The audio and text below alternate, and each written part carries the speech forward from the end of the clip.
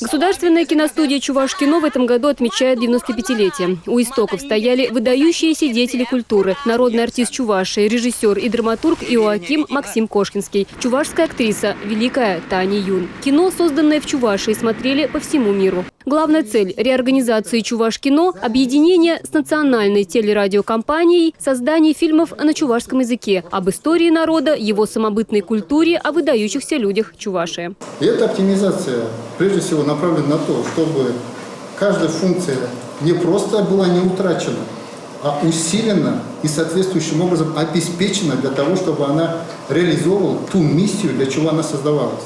Если мы говорим о Чувашкино, значит, кино должно сниматься, кино должно быть востребовано, кино должны смотреть люди, для кого они создаются.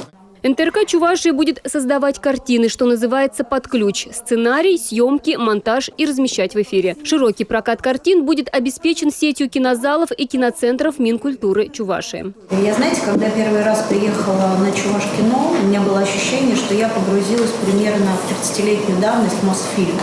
Когда такие здания в запустении, помещения, где по одному-два человека, и огромнейший съемочный павильон, который обит звукоизоляцией для съемок, но завален просто хламом, в буквальном смысле этого слова. И у меня прям, честное слово, прям вот сердце кровью здесь обливалось. Мы сделаем все, чтобы эти фильмы не только сохранить, оцифровать, донести до современного зрителя, но и чтобы создать целую плеяду новых фильмов.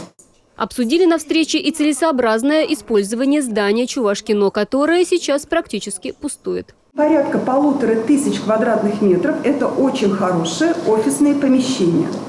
Мы в то же время видели, как наши коллеги Национальной телерадиокомпании, которым уже 10 лет, в достаточно стесненных условиях находятся и по сегодняшний день в Национальной библиотеке Чувашской Республики.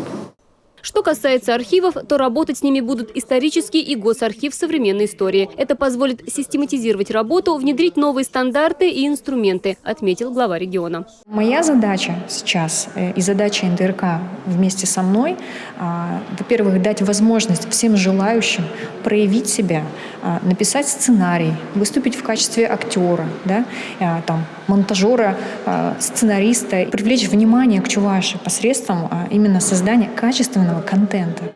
В ближайшее время будет выработана концепция работы, стратегия и план мероприятий по объединению организаций.